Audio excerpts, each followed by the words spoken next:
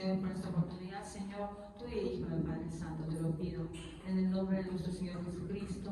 Amén. ¿Pueden tomar asiento, hermanos?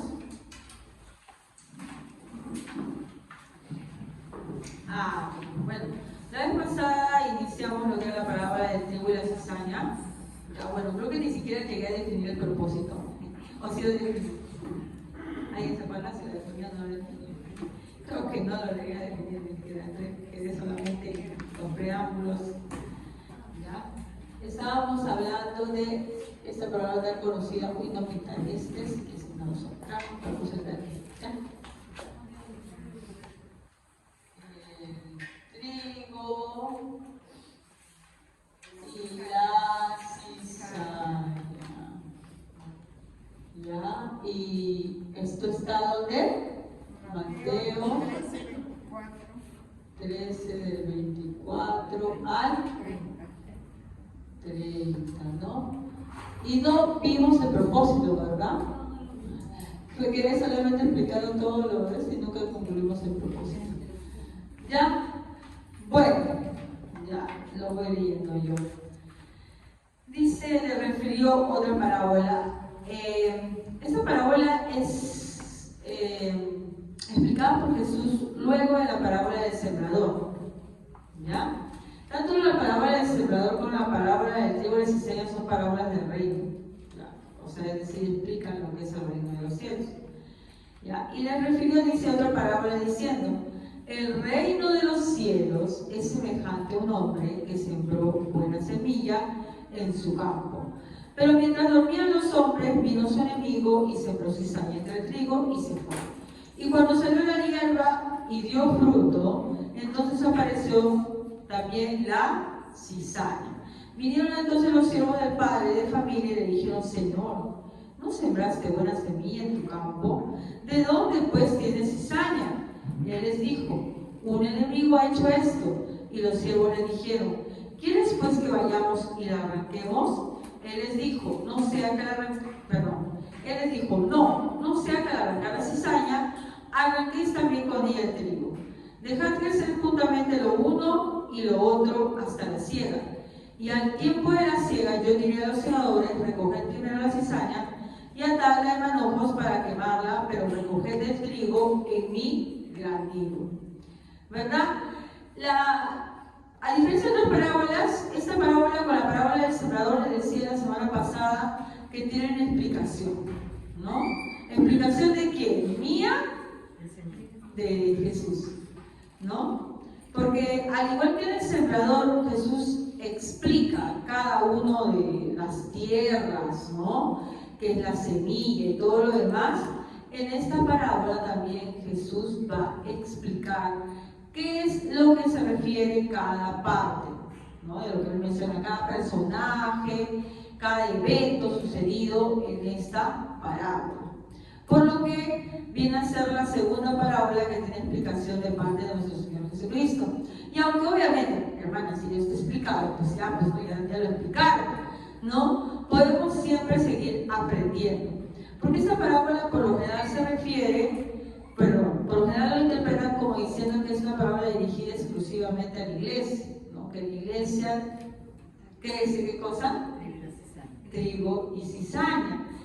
Pero yo no estoy diciendo que no pueda en cierto modo referirse también a eso, pero si nos quedamos solamente en eso, ya supongamos que está refiriendo solo a la iglesia, y dice que crece el trigo y la cizaña, y Jesús dice que no toquen nada, que no se haga nada, ¿dónde quedaría pues el discernimiento y el juicio que se tiene que tener dentro de la iglesia con las personas que no son cristianas? Ustedes saben que en varios pasajes de la Biblia el Señor dice qué cosa: a los que están en contra de la verdadera palabra, a los que tuercen la palabra, ¿qué dice? Déjenlos ahí. ¿Sí? La denuncia contra quienes torcían la palabra o tergiversaban la palabra de Dios es amplia en todo el Nuevo Testamento. ¿Ok?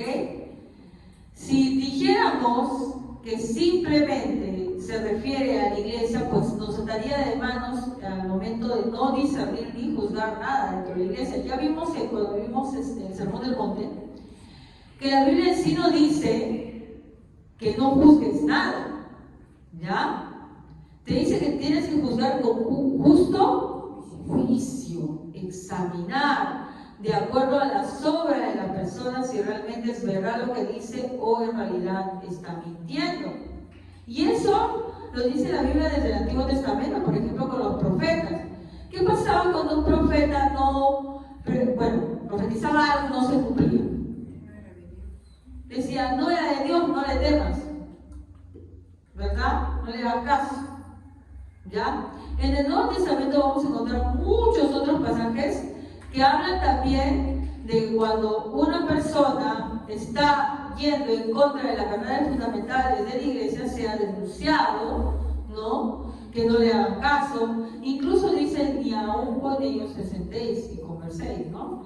Entonces, si esta palabra se referiría solamente a la iglesia, ¿ya? Sería contradictorio, porque acá dice que no toques, déjalo ahí, que crezca la cizaña junto con el trigo, ¿ya? Pero vamos a ver qué explicación da el Señor. Ya, la semana pasada estaba dando algunas luces, ahorita vamos a aterrizar, ¿ya? En Mateo 13:36 comienza la explicación del Señor. Entonces, despedida la gente, o sea, todas las personas que escucharon la parábola estaban, no, solamente un círculo cercano, ¿no? Despedida la gente, entró Jesús en la casa. Ya no está fuera en los exteriores donde estaba contando la parábola a todos. Y acercándose a sus discípulos le dijeron, explícanos la parábola de la cizaña y del campo. Primero que notamos aquí, esta parábola, si bien es cierto, le explica a Jesús, no se le explica a todos. Solamente a sus discípulos, y nosotros, nos ha llegado a nosotros también la explicación. Pero el grupo de personas que estaban escuchando en ese momento, no lo escucharon todos. ¿Ya? Solamente este grupo privilegiado, por decirlo de una manera, que Jesús había escogido. Y comienza la explicación. Respondiendo él les dijo, el que siembra, y eso sí lo vimos la semana pasada, la buena semilla es el Hijo del Hombre. ¿A quién se refiere con el Hijo del Hombre? A él mismo, es él, ¿verdad? Y el campo es el mundo. No dice la iglesia. Ahora, hay que tener claro algo.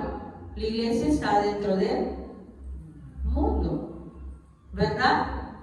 Porque incluso Jesús, lo dijimos la semana pasada, cuando está en el huerto de Getsemaní y está orando por sus discípulos, él dice, no los quites del mundo. Te pido que los guardes del mundo. Pero no quites del mundo porque estamos dentro del mundo. ¿Ya? La buena semilla son los hijos del reino. En ese momento, ¿quiénes eran la buena semilla? Los discípulos, pues. Él los está enviando, ¿verdad? ¿A dónde? Al mundo, ¿verdad? Entonces todos los creyentes, dice aquí, que son la buena semilla. ¿Dónde vamos? Nos encerramos como antiguamente lo hacían en un monasterio. Ajá, ahí está, porque la palabra nos dice que la mies es mucha y los obreros son pocos. Acá hay una gran diferencia entre la cantidad de buena semilla y la cantidad de cizaña. ¿Ya? Entonces, aquí está dejando claro él que en la buena semilla son las personas que ha dejado, ¿verdad? Que han escuchado el reino, que se han convertido. Lamentablemente durante muchos siglos ha habido de diversas maneras como la iglesia, más bien, en vez de ir al mundo, se ha encerrado. ¿Ya? Como le decía, los monjes del monasterio. Vamos a acercarnos a Dios, por lo tanto no vamos a tener ningún contacto con ninguna cosa impura. Nosotros nos vamos a aislar y vamos a estar más cerca de nuestro Dios. ¿Pero eso ha mandado Dios? No. Él nos manda a predicar, ¿no? No a que quede en un pequeño club cerrado en donde nadie puede entrar. Y así muchas otras iglesias lo han hecho, ¿no? Por ejemplo, en Estados Unidos, a la iglesia de los santos de los últimos días, los mormones, no los mormones que tenemos por acá, sino los mormones radicales, que hay una facción radical, tienen una zona, un estado, en donde solamente habitan ellos y no permiten que otros habiten. Y ahí, pues, porque dicen, para mantenerse, ¿no?, puros, aunque es bien sabido que en ese lugar hay muchas cosas, ¿no?, dentro desde poligamia y otras cosas más. Pero para que vean cómo se ha tergiversado la palabra durante mucho tiempo. En la época virreinal también, por ejemplo, hace poco se celebró, ¿qué cosa?, el Día de Santa Rosa, ¿no? ¿Cuál era su concepto de religiosidad? Encerrarse, ¿no?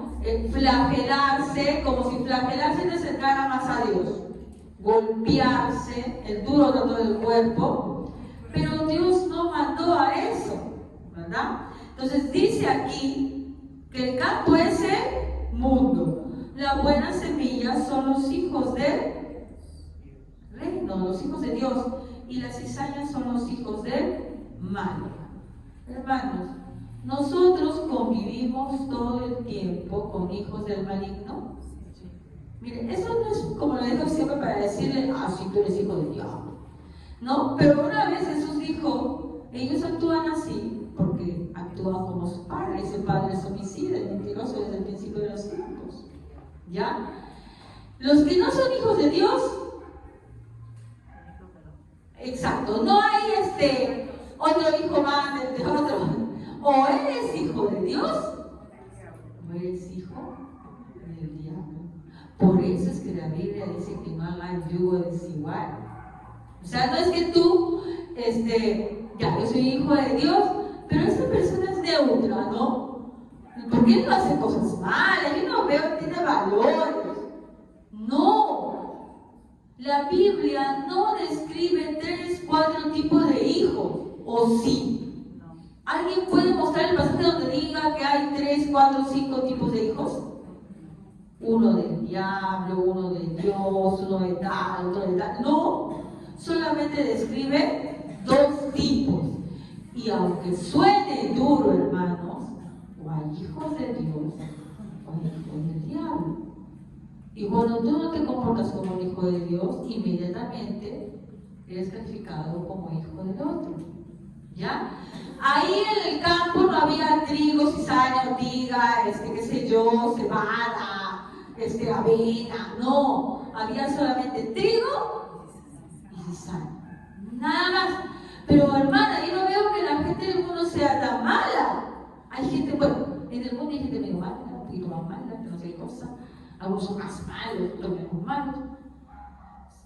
Es que los que no tienen a Dios, no temen a Dios y aceptan a su Hijo Jesucristo, así no hagan nada moralmente malo a nuestros ojos, no son hijos de Dios. Eso deberíamos acordarnos cuando establecemos relaciones de tipo afectivas y amicales con otras personas. Hace poco escuchaba una prédica de un hermano. Nosotros vivimos con la gente del mundo, eso es inevitable. Trabajamos con gente del mundo, estudiamos con gente del mundo, ¿sí o no? Compramos, ¿sí o no? Cuando vamos a los supermercados, estamos rodeados de gente del mundo. Es inevitable, no le vas a dejar de conversar, le vas a dejar de conversar, le conversas, obviamente que sí, le conversas, le hablas, le preguntas. En tu trabajo tienes colegas que no son hijos de Dios, ¿verdad? En tus estudios también tienes personas que no son hijos de Dios. Pero la Biblia te manda a que no haga yugo. ¿Qué es yugo? El yugo une a 2 bueyes, ¿verdad? Para que anden por el mismo camino. ¿Y tú con un hijo del diablo puedes estar por el mismo camino? No, porque él tiene otro objetivo en esta vida que se concentra en este mundo. Por más que su objetivo te parezca nada de malo, quién sabe esa persona, su objetivo en esta vida es tener una casa propia, tener una profesión, lo cual a ojos de cualquiera, pues algo es algo normal. ¿Y tu objetivo cuál es? Es que te das cuenta que a veces los objetivos de los hijos de Dios, entre comillas, es muy, yo diría, igual al que los hijos del mundo. Sí, muchos cristianos tienen como objetivo objetivos que son de los hijos del diablo. ¿Nuestro objetivo cuál es? ¿Qué es nuestro objetivo, hermanos, en esta vida? Adorar a nuestro Dios, ¿verdad? Predicar su palabra. ¿Tú crees que un hijo del mundo quiere predicar su palabra? No. Por lo tanto, te dice la Biblia, no haga yugo desigual. El trigo y la cizaña crecen juntos, pero no se fusionan, no se mezclan. ¿Ya? Entonces, aquí dice, ¿no? El enemigo que le sembró, la buena semilla son los hijos del reino y la cizaña son los hijos del mal. El enemigo que la sembró es el diablo. Por eso dice que somos hijos del diablo. La siega es el fin del siglo. O sea, cuando todo se acabe. Y los segadores son los ángeles. ¿Ya? Para no avanzar sin el propósito, dice que la siega es el fin del siglo, ¿verdad? ¿Por qué es que Jesús le refiere esta parábola a sus apóstoles? La semana pasada les estaba hablando un poquito de Juan, ¿no? De cómo en esa parábola se encuentra enmarcada en una pregunta que hace Juan el Bautista, ¿verdad? Dice, ¿eres tú el que tienes que venir o esperamos a otro? ¿Por qué Juan, que es alguien que testimonia, hermanos, que Él es el Cordero de Dios, que quita el pecado del mundo, tiene esta duda? No sobre la promesa de Dios, sino sobre si Él era el de la promesa. ¿Ah? ¿Qué estaba pasando Juan en ese momento? Preso. ¿No? Preso por hablar la palabra de Dios, preso por decir que Herodes estaba con la mujer de su hermano, ¿ya? Y estaba pronta su muerte, ¿ya? Y todos los israelitas tenían el concepto de que el reino de Dios, cuando viniera a la tierra, iba a poner a cada quien donde les correspondía. Entonces la gente que escuchó a Jesús y que veía, ¿no?, que los malos seguían siendo malos, seguían haciendo maldades, ¿verdad? Y los buenos seguían sufriendo y sufriendo, decía, entonces esto no es. ¿De dónde sacaron eso? ¿Se lo inventaron? Estaba escrito. Vamos a ver, ¿ya? Vamos a ver algunos pasajes del Antiguo Testamento donde está escrito. Primero, la inquietud. Ya vamos a dejar el propósito en stand-by para que se den cuenta al final y ustedes mismos se van a dar cuenta por qué Jesús le refiere esta palabra. El primero, ya la inquietud de todas las personas de esa época. Inquietud. ¿Cuál era su inquietud? Y esa se va a verbalizar en Hechos 1:6. ¿Qué dice en Hechos 1:6? Estaban reunidos con Jesús y le preguntaron, Señor, ¿le vas a devolver ahora el reino a Israel? En mi versión dice, ¿restaurarás el reino ahora?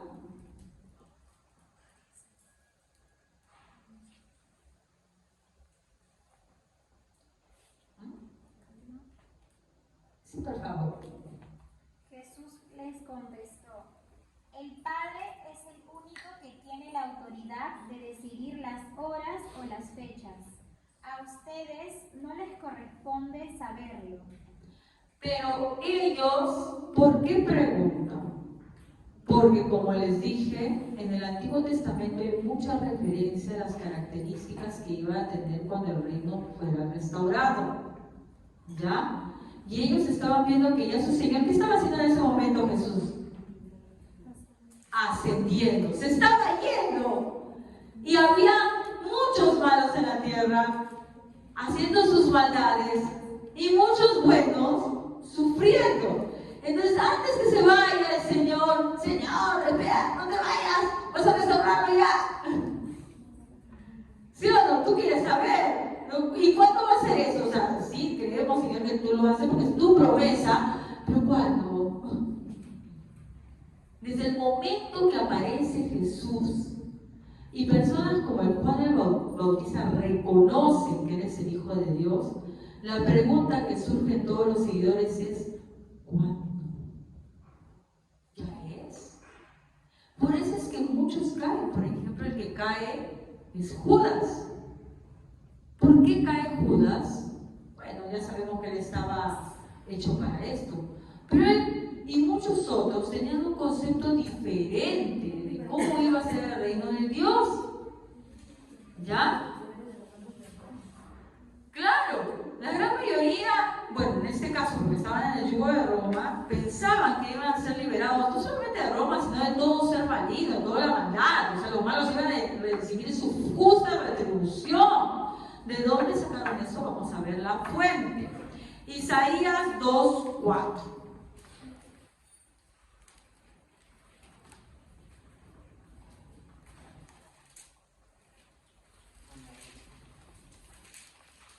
El Señor mediará entre las naciones y resolverá los conflictos internacionales. Ellos cortarán sus espadas y rejas de arado y sus lanzas sin herramientas para jugar. No pelearán naciones contra naciones, y seguirán enfrentándose para la guerra. ¿De qué está hablando aquí? ¿De que va a haber qué cosa? Paz. Isaías, ¿no? Entonces, está describiendo que va a haber paz. Y dice que ya no va a haber enfrentamiento entre nación y nación. Cuando Jesús viene, inicia eso, o sea, ¿se ve que ya no hay guerra? Sí, sigue habiendo guerra. ¿Verdad? No había paz entre los hermanos, no, para nada, no, eso no. Isaías 11, del 3 al 4, ¿qué nos dice? Él se deleitará en obedecer al Señor, no juzgará por las apariencias. ¿Del 3 al 4, hermana? Ni tomará decisiones basadas en rumores. Hará justicia a los pobres y tomará decisiones imparciales, como los que son explotados. La tierra temblará con la fuerza de su palabra, y bastará un soplo de su boca para destruir a los malvados. Justicia. Otra característica que iba a traer el reino de Dios iba a ser, ¿qué cosa? La justicia. Continuamos, a ver, seguimos en el Antiguo Testamento. Jeremías 31-33.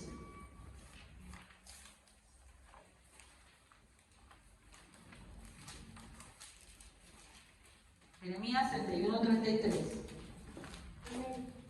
Pero este es el nuevo pacto que haré con el pueblo de Israel. Después de esos días, dice el Señor, pondré mis instrucciones en lo más profundo de ellos y las escribiré en su corazón. Yo seré su Dios y ellos serán mi pueblo. Conversión, ¿verdad? A ver, ese es parecido al otro. En Ezequiel 20:38.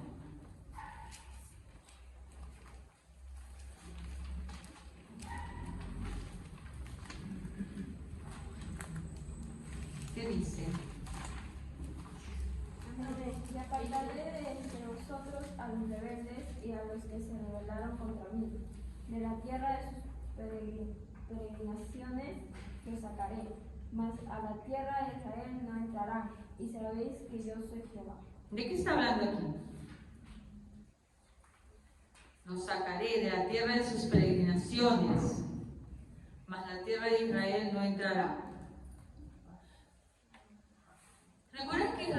había sido, ¿qué cosa? Exiliado, ¿verdad? Había sido deportado, había regresado, pero su tierra estaba en una desgracia, ¿no? ¿Y qué les está prometiendo aquí? Dice, de la tierra de sus peregrinaciones los sacaré, ¿no? Como que iban a volver a su tierra, que iban a tener su tierra propia, no iban a estar ahí, ¿no? Como los arrimados, como los súbditos de alguien, sino que iban a tener su propia tierra, que nadie se la iba a quitar ni se iba a aprovechar de ellos. ¿Eso pasaba? No, además en el año 70 se quedan sin nada porque el emperador destruye todo Israel, todo Jerusalén y comienza la diáspora. ¿Qué es la diáspora? Los judíos se esparcen por todo el mundo, ¿no?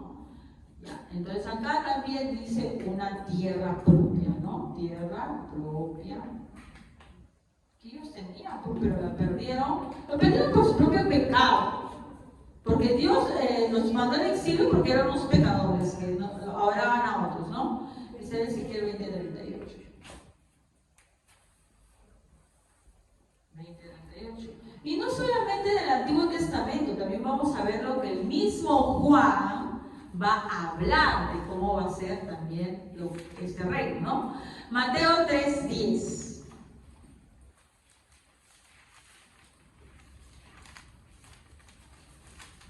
3:10 y 3:13, si no me equivoco.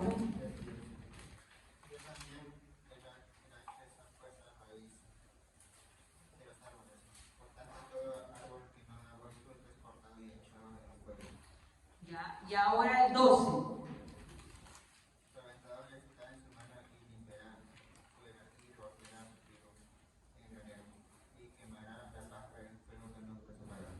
¿Qué es esto?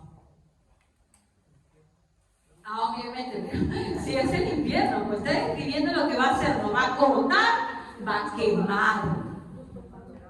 Le va a dar su justo pago, ¿verdad? ¿Cómo se le llama cuando tú ya? Esa es la ira de Dios, ¿verdad? El justo pago. ¿Ya es una sentencia o es el cumplimiento ya de esa sentencia? Es el cumplimiento de la sentencia, ¿verdad? Entonces, cuando vendría, él está diciendo, ¿de quién está hablando aquí Juan? ¿Quién va a hacer esto? El Mesías. Aquí está anunciando a Jesús, y leemos todo, dice acá, ¿no? A ver, desde el H está puesta allá, desde el 11, ya para que tengamos bien. Yo los bautizo a ustedes con agua para que se arrepientan, pero el que viene después de mí, ¿quién es ese? Cristo es más poderoso que yo, y ni siquiera merezco llevarle las sandalias. Él los bautizará con el Espíritu Santo y fuego. No que el Espíritu Santo sea fuego, Espíritu Santo y fuego para nosotros. ¿Ya? Tiene el aventador en la mano y limpiará su era recogiendo el trigo en su granero. La paja, en cambio, la quemará con fuego que nunca se apagará. Ahí está, como estoy viendo. ¿El fuego para qué es? Juicio, destrucción. No pida fuego, que te cae el fuego, porque es como pedir juicio, ¿no? Por acá dice, una vez más, no, la paja en cambio la quemará con fuego que nunca se apagará. Cada vez que representan al fuego, ¿no? En las parábolas por lo menos habla de quemar, ¿no? De destruir, de juicio. Y tan conocido era esto, y tan desesperados estaban los apóstoles porque ya fuera, o sea, porque ya, pues, ¿no? Ya está el Señor acá, hay sanidad, toda esa cuestión, pues ya, ¿no? Que caiga el juicio, que todos los malos impíos mueran de una vez. ¿Acaso los cristianos no piensan así ahora? Sí. Que muera tanta gente malvada, que es lo que quiere, ¿no? Ya, acá es el 12 más que todo. ¿Qué es, pues? Van a ver que hay unos hermanos que lo piden. Lucas 9:54. ¿Qué dice Lucas 9:54?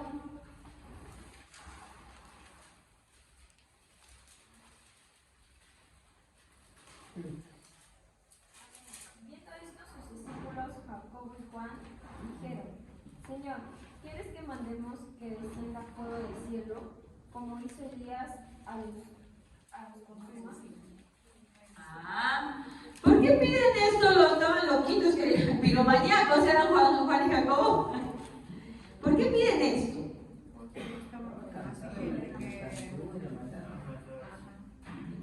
Ya, sí está hablando para que se haga justicia, ¿verdad? Pero ¿qué había pasado antes? Siempre hay que leer un poquito antes para saber qué es lo que les demandó, ¿no?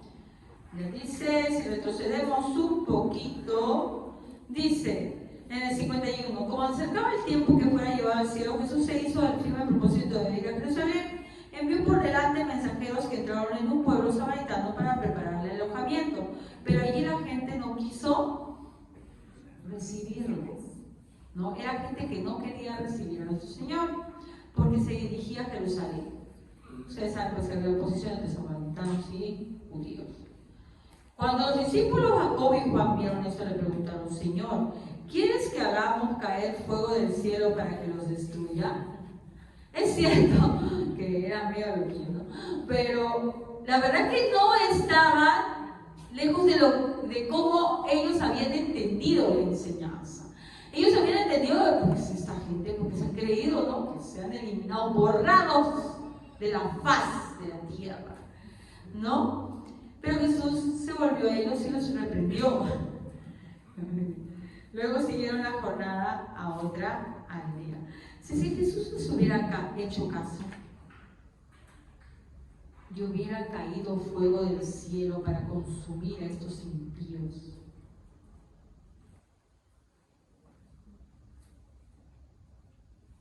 se hubieran quemado Juan y Jacobo con todos los demás. Eso es lo que no entendemos a veces. Pedimos justicia, y si Dios hace justicia, tú caes con todos, ¿no? Entonces dice, pero ¿cómo es posible? ¿No? Y la verdad que nuestra boca nos precede. ¿Cómo es posible que esta persona sea así? Y a veces Dios nos hace sentir en carne propia, ¿no? ¿Cómo es eso en nuestra vida?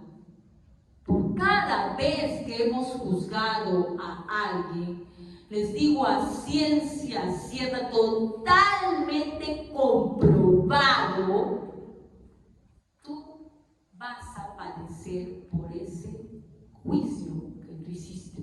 No estamos hablando del justo juicio, ¿ah? Ese juicio que hacemos cuando discernimos, ¿no?, entre una persona pues, que está hablando mal de la palabra de Dios, que no está hablando adecuadamente, que la está tergiversando, por ejemplo, con la gente de la prosperidad, que dice, sí, no, mira que la plata te lo va a dar Dios.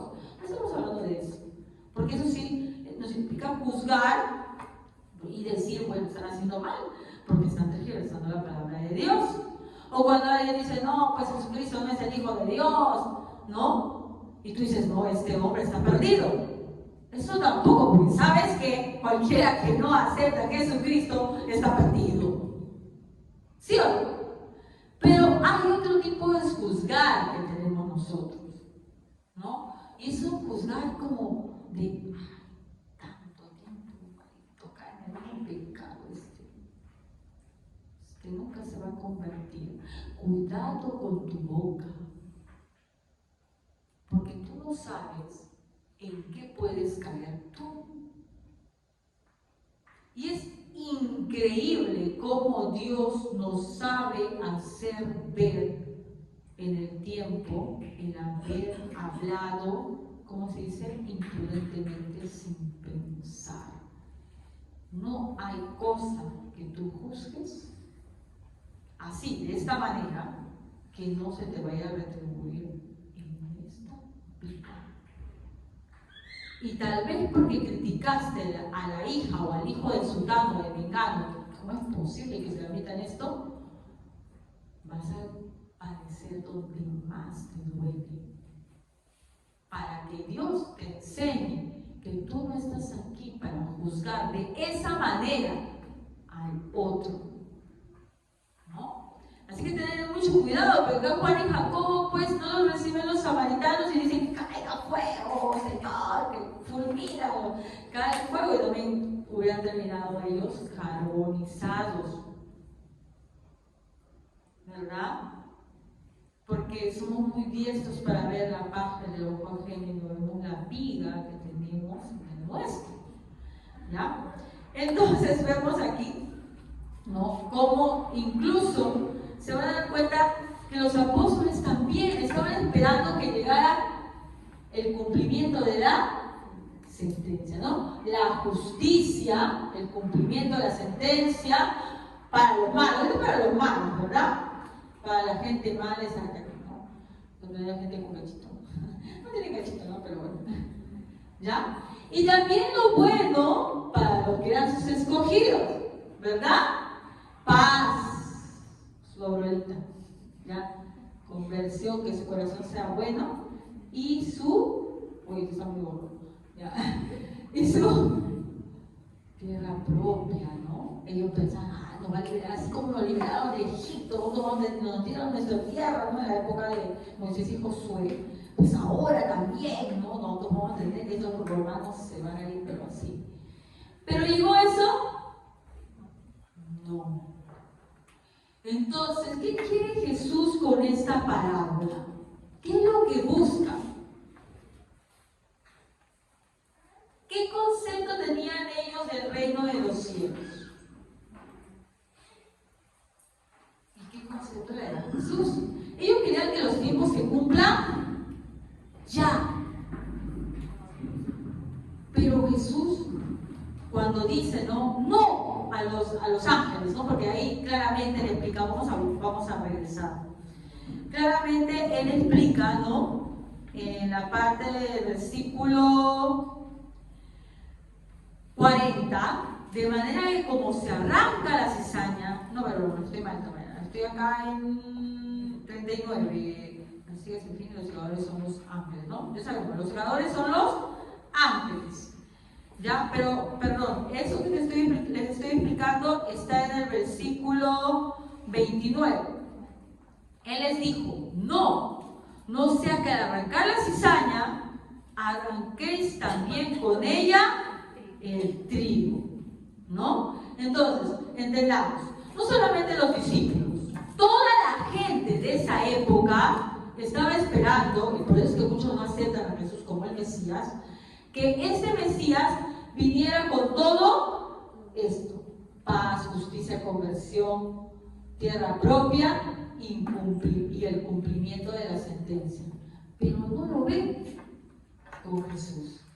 Y muchos de ellos, pues, lo dejan. O sea, cuando comenzó a sanar, dijeron bien. Como comenzó a repartir alimentos, perfecto, este ya es, ¿no? Este es el Mesías. Y muchos dijeron, ese es el Mesías. Pero cuando comenzó a hablar la palabra, ya no les gustó y lo abandonaron. Y luego, ustedes se van a dar cuenta que los primeros ejemplos cristianos también pensaban que el cumplimiento era ya.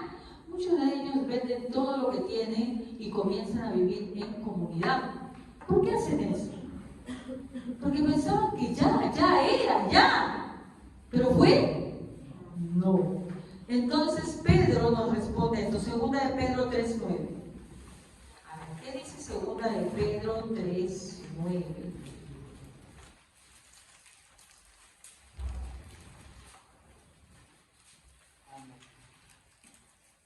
En realidad, no es que el Señor sea lento con su promesa, como algunos piensan. Al contrario, es paciente por amor a ustedes. No quiere que nadie sea destruido, quiere que todos se arrepientan. Muy bien. Entonces, ¿qué dice aquí? El Señor no retarda su venida. En alguna versión dice así, ¿no? A ver, vamos a sacar aquí. No retarda su promesa como algunos tienden por tardanza, sino que está esperando él. Se arrepientan, ¿verdad? ¿Quiénes? Sus escogidos. El Señor no tarda en cumplir su promesa según entienden algunos la tardanza. Más bien Él tiene paciencia con ustedes porque no quiere que nadie perezca, sino que todos se arrepientan. Pero hermana, ahí dice todos, dice todos, dice todos. Entonces, ¿para qué se dice el infierno? La palabra de Dios menciona en innumerables lugares que algunos van a ser apartados por un lado y otros por otro lado. Los ovejitas y los cabritos, ¿verdad? Y dice que algunos van a ser quemados, echados al fuego. Entonces, cuando aquí se refiere a todos, ¿a quién se está refiriendo con todos? A sus escogidos. Porque si fuera todos, pues todos serían salvos, pues. Porque si Dios lo quiere es así, simplemente. Pero tenemos claro, por muchos pasajes de la Biblia, que no todos lo son. Entonces, ¿qué cosa está esperando Él? Que se cumpla el número de sus escogidos. Pero ese número, ¿nosotros lo sabemos? No lo sabemos. ¿Cuántos serán? Millones. ¿Cuántos billones? Así como han existido trillones de gente malvada en la humanidad, también hay un grupo de gente que es escogida. Tú no sabes cuándo se va a cumplir esa cantidad. Yo tampoco. Pero ¿qué pide aquí este apóstol? El Señor no tarda a cumplir su promesa según entienden algunos la tardanza. Más bien entiende, ¿qué cosa? Paciencia. ¿Y nosotros tenemos paciencia? No. Nosotros no tenemos paciencia. ¿Verdad?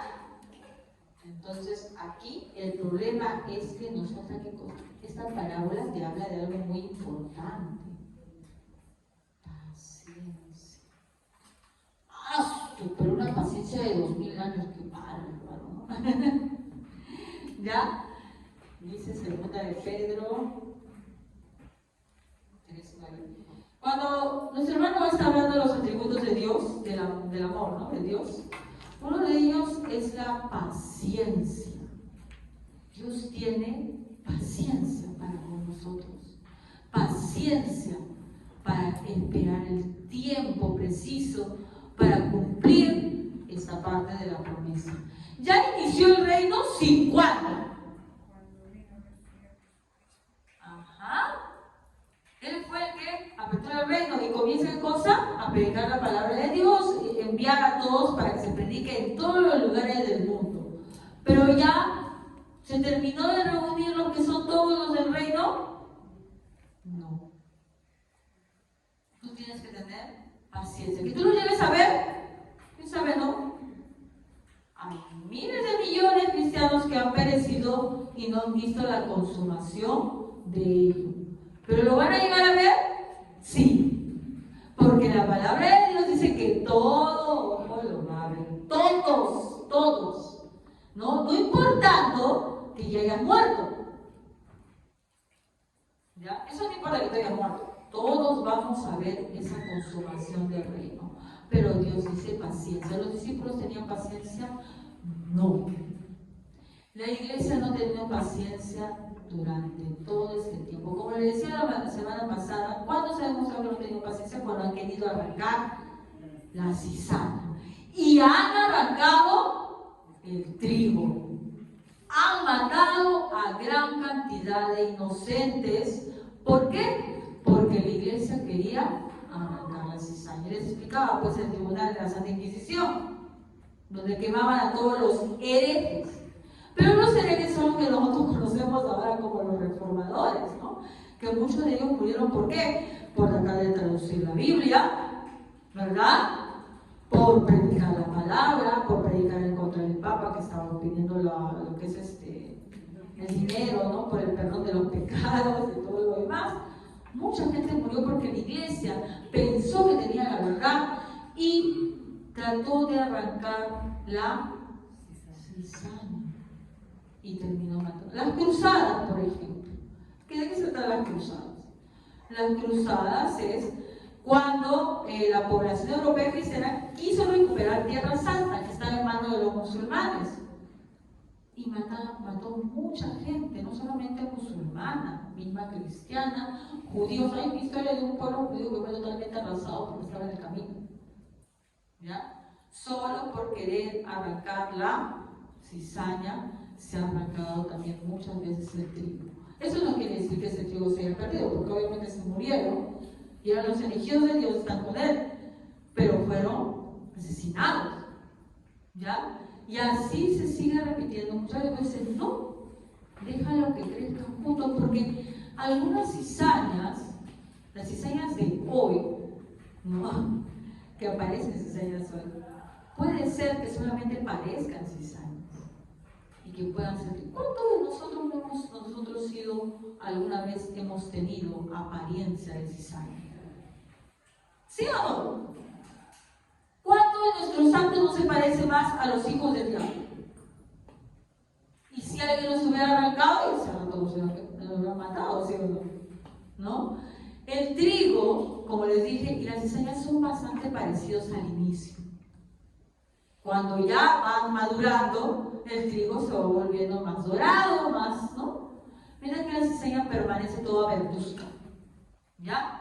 Eso quiere decir que fácilmente cualquiera puede ser confundido con una cizaña y ser arrancado.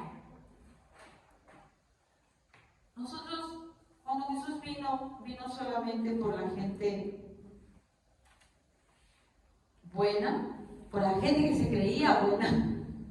¿Se acuerdan cuando dice, yo no he venido por los qué? Yo no he venido por los sanos, yo he venido por los enfermos. Y eso es lo que los fariseos no entendían. O sea, esa gente se mezcla con este tipo de gente, ¿no? Esos son los que siempre han querido arrancar la cizaña. A veces cizañas quieren arrancar cizañas, ¿no? Quieren arrancar la cizaña cuando es que ha venido realmente por lo que necesitan y tienen la humildad de aceptar que necesitan a Jesucristo. Pero su pueblo no ha tenido paciencia. Nos falta paciencia en todo, hermanos. Muchas de las bendiciones que nos perdemos porque no tenemos paciencia. No queremos esperar el tiempo de Dios. Queremos nuestro propio tiempo. Y lo queremos hacer a nuestra manera.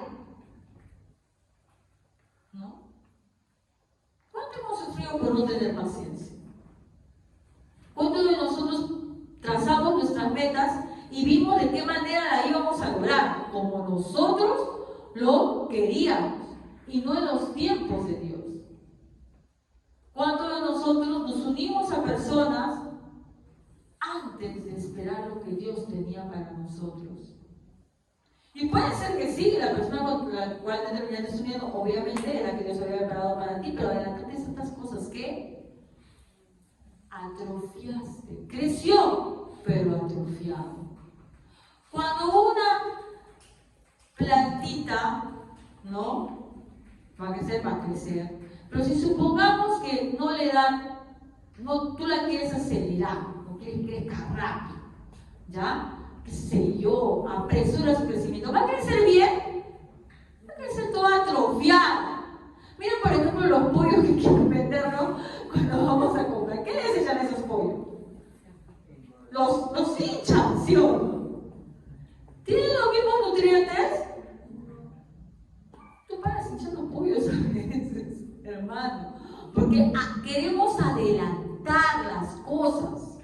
Nos desesperamos por ya tener lo que queremos, lo que ansiamos, sea pareja, sea, qué sé yo, una meta material, meta personal, lo queremos ya y no esperamos en los tiempos de Dios. Y si Dios tuviera la misma paciencia que tú tienes, tú no existirías, porque Dios quiere una infinita paciencia contigo, ¿verdad?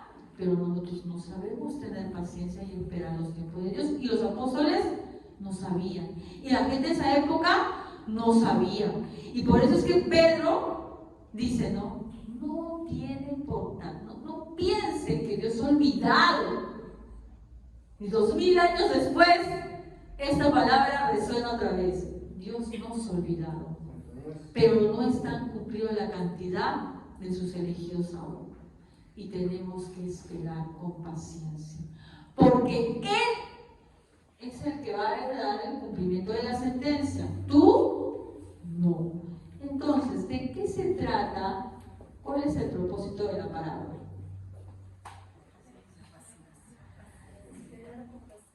El reino de Dios. La consumación sería del reino de Dios, el cumplimiento, porque el reino de Dios ya estaba ahí. Él era el reino de Dios, pero ¿qué le faltaba? Fe. Y Dios prueba nuestra paciencia, hermanos, para todos los aspectos de nuestra vida. Él prueba nuestra paciencia, pero nosotros somos pacientes, ¿no? El propósito, ¿cómo se podría decir? Darle paciencia, no. Esperar con paciencia. Esperar con paciencia. El cumplimiento de la promesa. Esperar con paciencia. El cumplimiento. Cumplimiento de la promesa.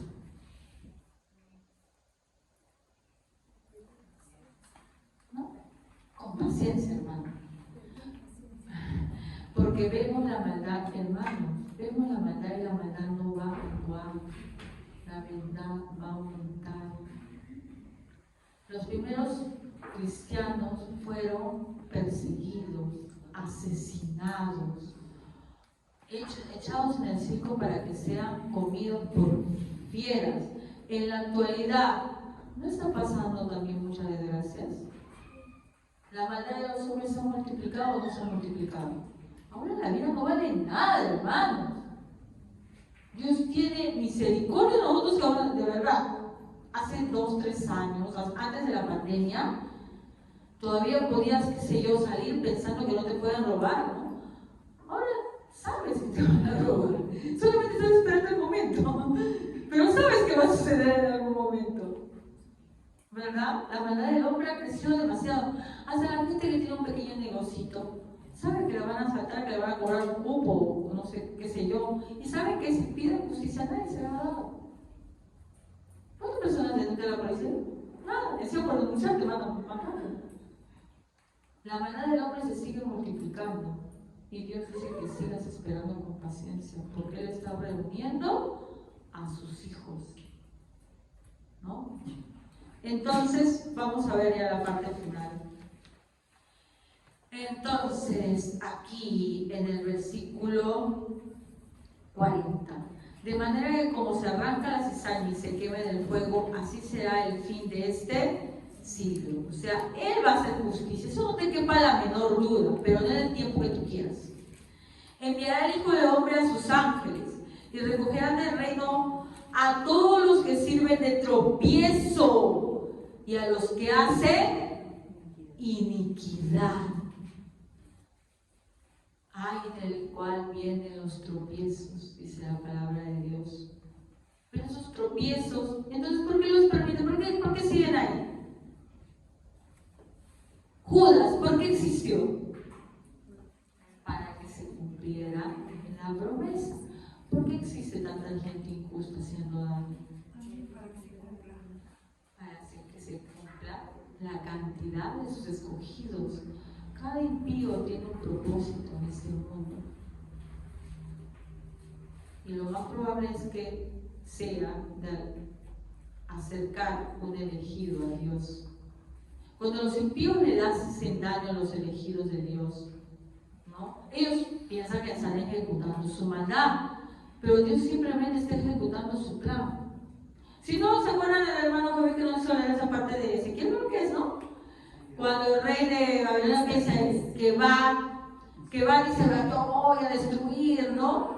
Dijo, pero ellos, Asiria, no saben que no es lo que ellos quieren lo que están haciendo, sino lo que Dios está haciendo con ellos, lo está utilizando simplemente para que su pueblo sufra y se arrepienta, ¿no? Y los echarán en el horno de fuego. Allí será el lloro y el crujir de dientes. Cuando veamos las parábolas del del rico y Lázaro vamos a analizar un poco más lo que es el lloro y el crujir de dientes, ¿no? Bueno, todavía no. Entonces los justos resplandecerán como el sol en el reino de su Padre. El que tiene oídos para oír, oye, ¿no? Entonces, por más que el mundo, hermanos, vaya de mal en peor, ¿nosotros qué? Debemos confiar en la promesa de Dios y esperar con paciencia. Él nos advirtió, dijo, he aquí yo los envío como ovejas. Así dice, hermano, a ver, Mateo 16. Sí, hermano, le queda nuevo versículo, nuevo evangelio. Ya ven, 16. Amén. Los envío como ovejas en medio de lobos. Por lo tanto, sean astutos como serpientes e inofensivos como palomas. No sé dónde sacaron ustedes las mataderos. Creo que son unas ratas, pero dice que nos envía como ovejas en medio de lobos, trigo en medio de cizaña. Siempre lo dijo. Nunca mintió. Él dijo que íbamos a estar ahí. Dijo que íbamos a estar juntos. Pero que en un tiempo nos va a separar. ¿Verdad? Y bueno, ahí también termina esa parte donde dice, por tanto, sean astutos como serpientes y sencillos como palomas. Hermanos, los hijos del mundo son más sagaces que los hijos de Dios. Son más vivos y más astutos. Sobre todo le digo a los jovencitos. Chicos, ustedes son inocentes en comparación a los hijos del mundo. Por más que yo sé que ustedes hacen maldades también, porque no creo que ustedes estén flotando con los jorolitos y sus alitas, ¿ya? Pero ustedes no son malvados como los hijos del mundo, que no tienen afecto natural.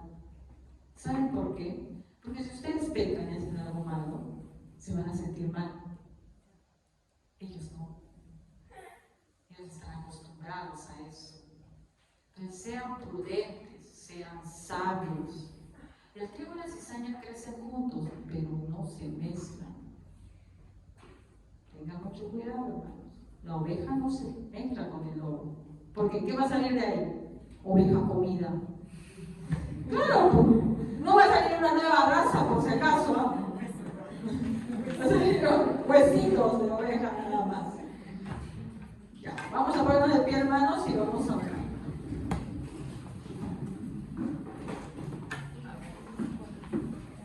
Padre bendito, ay, se lo apagué. Ahora aprendo otra vez.